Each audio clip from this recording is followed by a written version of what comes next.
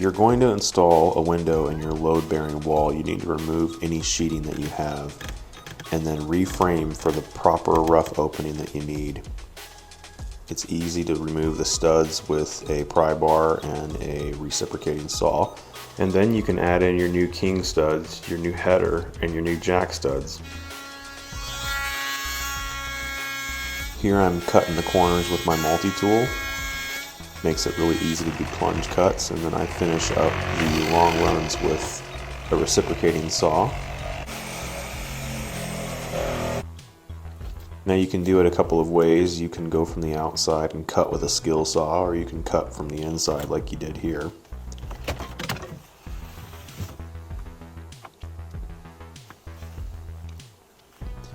Once you get the exterior wall cut, now you can go and take some sort of a guide and cut the siding out for your window flange.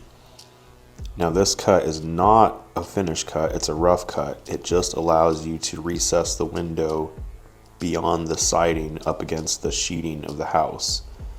Once the window frame is in place, then I'll be able to take the actual trim that I'm going to be using and I'll butt that up against the frame of the window, and I'll make a very fine line that I can use my multi-tool to cut out.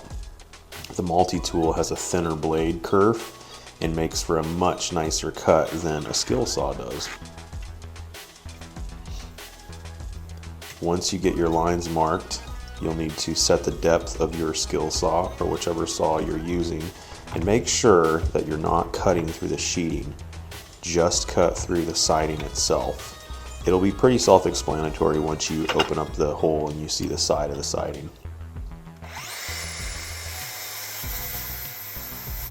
This makes a lot of dust, so if you need eye protection, it's probably a good time to wear it.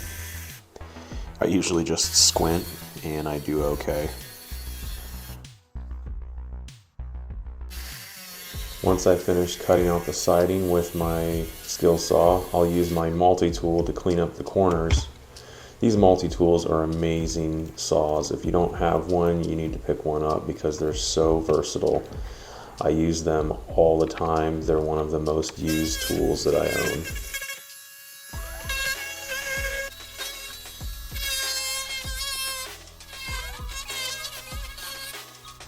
This is a pro tip. These dikes I got from Harbor Freight, they're like $8. They will pull any nail out of anything.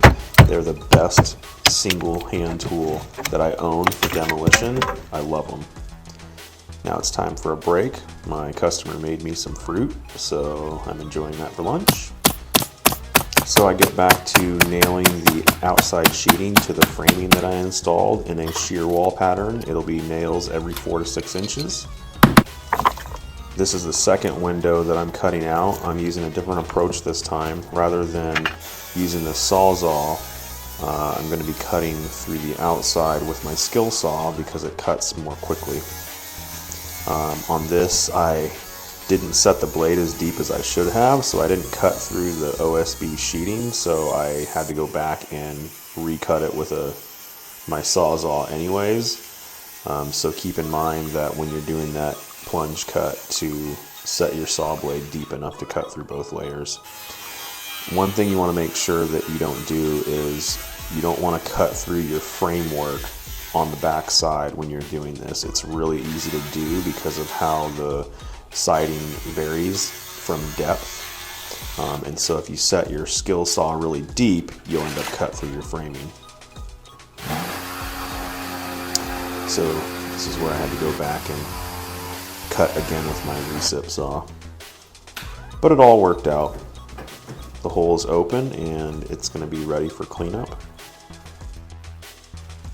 Now, one thing I have to touch on is the shear wall nailing schedule. You can see that the OSB on the interior of this wall has been installed in such a way that will act as a shear wall, and so I had to reinforce that nailing every 4 to 6 inches. And here I am again. Once I've removed the siding, I'll nail 4 to 6 inches everywhere where there's exposed OSB and new framework. These are the windows that the customer chose to put in place. They were vinyl windows. They are 60 by 36, and I think they look great in this new space. That will actually turn into a living area for her daughter.